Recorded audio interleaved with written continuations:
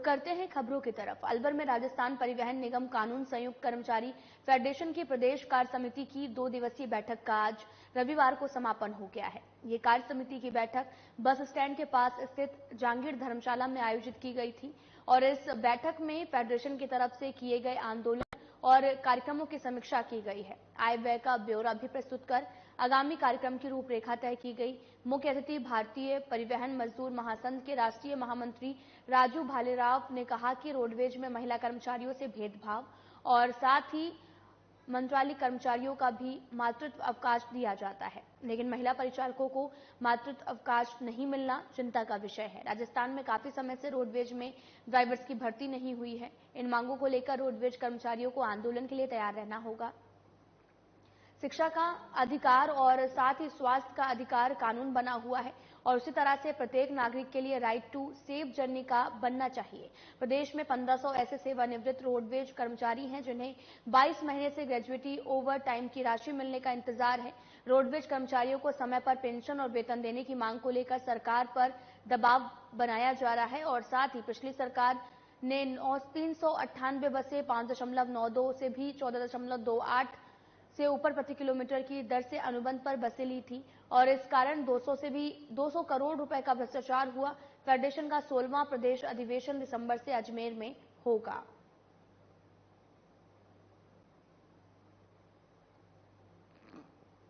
समिति की बैठक में हमारे जो पिछले 6 महीने की जो एक्टिविटीज होती है उसका लेखा जोखा हम कार्य समिति में रखते हैं, उसका अनुमोदन करवाते हैं और आगे की जो रणनीति परिवहन फेडरेशन जो संगठनात्मक रूप में आंदोलन के रूप में जो भी रणनीति बनाएगा उसके बारे में डिस्कस करते हैं। और बांसवाड़ा शहर में कन्हैयालाल शर्मा स्मृति मंच द्वारा आयोजित मटकी फोड़ कार्यक्रम का आयोजन किया गया है और मटकी फोड़ कार्यक्रम शहर की एक महत्वपूर्ण परंपरा बन चुकी है।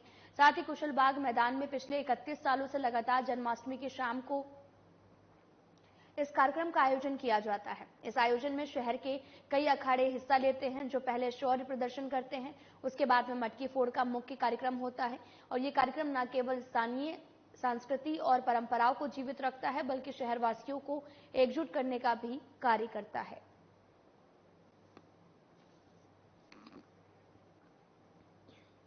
खबर बांसवाड़ा से है जहां पर कन्हैयालाल शर्मा स्मृति मंच की तरफ से कई तरह के कार्यक्रम के आयोजन किए जाते हैं और कार्यक्रम में तमाम लोग भी मौजूद रहते हैं। कार्यक्रम को लेकर लोगों में काफी ज्यादा उत्साह भी देखने को मिलता है और मटकी फोड़ कार्यक्रम का यहां पर आयोजन भी किया गया है।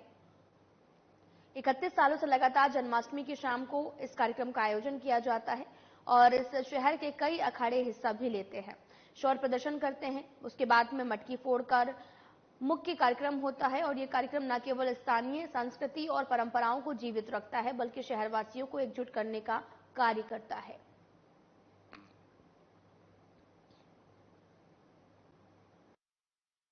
कन्हैयालाल शर्मा की स्मृति में ये मटकी फोड़ कार्यक्रम प्रतिवर्ष जन्माष्टमी में मनाई जाती है और पिछले 30-35 साल हो गए इस कार्यक्रम को करते हुए और इस कार्यक्रम का संपूर्ण संयोजक जो है वो भाई श्री रमन जी टेलर साहब हैं और इस वर्ष 12-13 मटकियां अखाड़ों की लगेंगी और हजारों की संख्या में दर्शकगण आते हैं।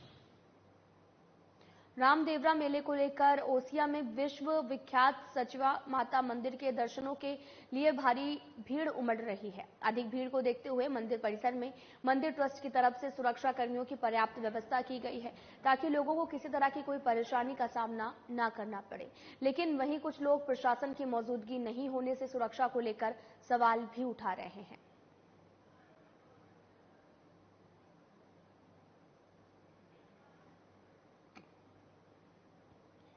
अलवर में अखिल भारतीय पल्लीवाल जैन महासभा का 2 दिवसीय राष्ट्रीय अधिवेशन रविवार से शुरू हो गया और ये अधिवेशन स्कीम 8 स्थित आदिनाथ जैन शिक्षण संस्थान में हो रहा है। अधिवेशन में 6 राज्यों के लगभग 1500 प्रतिनिधि हिस्सा भी लेने हुए आए हुए हैं और आज रविवार को पहले दिन सुबह ध्वजारोहण किया, अतिथियों का सम्मान और विवाह योग्य युवक युवतियां परिचय सम्मेलन हुआ और इसके बाद में दोपहर 2 बजे अखिल भारतीय पल्लीवाल जैन महासभा की साधारण सभा की बैठक आयोजित की गई और शाम 7 बजे सांस्कृतिक कार्यक्रम आयोजित किया जाएगा जिसमें बच्चे अपनी रंगारंग प्रस्तुतियां भी देंगे। झंडारोहण करता रविंद्र कुमार जैन ने बताया कि पालीवाल समाज का 2 दिवसीय अधिवेशन आयोजित किया जा रहा है, जिसकी शुरुआत आज से की गई है।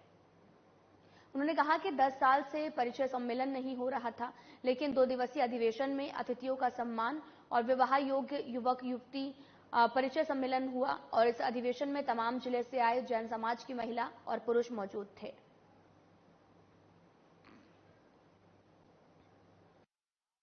झंडारोहणकर्ता राजेश कुमार जैन, रविंद्र कुमार जैन, शिखर चंद्र सिंघई आगरा से पधारते हुए 100 लोग कम से कम आए हुए हैं। जयपुर से भी आए हुए हैं, अलवर से आए हुए हैं, एमपी से आए हुए हैं। जो भव्य अखिल पल्लीवाल महासभा का जो परिचय सम्मेलन किया गया, बड़ी धूमधाम से किया गया। अलवर शाखा ने जो सभी का स्वागत समारोह किया, बड़ी जोरदार से किया। जो परिचय सम्मेलन 10 साल से नहीं हो रहा था, आज ये सम्मेलन त्रिलोकचंद जैन अखिल पल्लीवाल महासभा के अध्यक्ष कोषाध्यक्ष ने ये प्रोग्राम बड़ी जोरदार से किया है। मैं अनुमान लगा रहा हूँ परिचय सम्मेलन में कम से कम 300-400 लड़कों का आवेदन आया, 100-150 लड़कियों का परिचय सम्मेलन आया।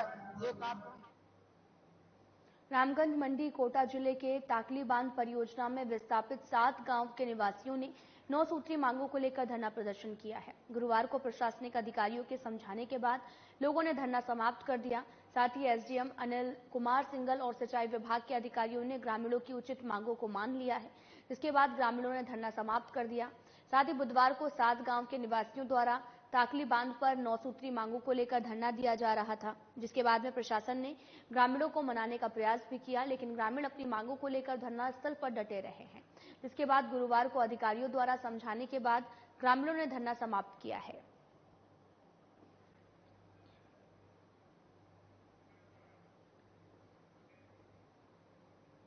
बांसवाड़ा जिले के आनंदपुरी उपखंड क्षेत्र में 100 साल पुरानी धाड़ की परंपरा आज भी जीवित है।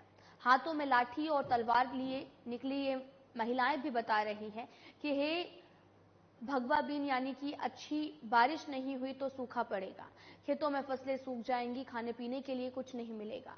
इससे परेशान होकर ऐसे ही सड़कों पर चोर लुटेरे निकलेंगे, घरों में लूट और डकैती भी डालेंगे। ऐसा ही नजारा आनंदपुरी पंचायत समिति के टामटिया गांव में अच्छी बारिश की कामना को लेकर महिलाओं ने पुरुषों और वेशभूषा में धोती कुर्ता, सिर पर पगड़ी पहनकर हाथों में लाठी और तलवारें लेकर धाड़ निकाली है।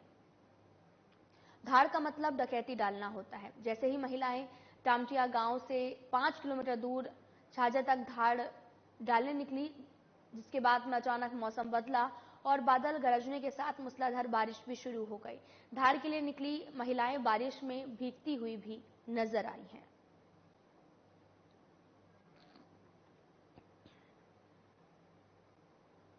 जिले में 18 दिनों बाद फिर से मानसून सक्रिय हो गया है। मौसम विभाग द्वारा दी गई चेतावनी एक बार फिर से सत्य साबित हुई है। जिले के मारवाड़ सोजत क्षेत्र में जमकर बारिश हुई। तेज बारिश के चलते क्षेत्र के सभी बांधों के ओवरफ्लो होने की वजह से सुखड़ी नदी और उनकी सहायक नदियों में पानी का तेज बहाव देखा जा रहा है। जिला कलेक्टर के निर्देश से इन नदियों में प्रवाहित क्षेत्र का अतिरिक्त सुरक्षा बल तैनात किया गया है। तो वहीं मौसम विभाग द्वारा आगामी 3 दिनों में अरावली से भी सभी क्षेत्र, मारवाड़ और सोजत क्षेत्र में भारी से अति भारी की बरसात की चेतावनी भी जारी की गई है।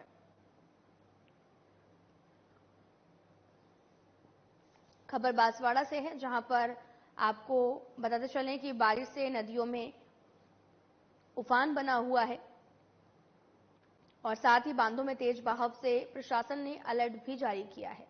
आपको तस्वीरें दिखा रहे हैं जो कि बांसवाड़ा से हैं, जहां पर कलेक्टर के निर्देश ने इन नदियों के प्रभावित क्षेत्र पर अतिरिक्त सुरक्षा बल भी तैनात किया और साथ ही मौसम विभाग द्वारा आगामी 3 दिनों में अरावली से सभी क्षेत्र, मारवाड़ और सोजत क्षेत्र में भारी से अति भारी बरसात की चेतावनी भी जारी की गई है।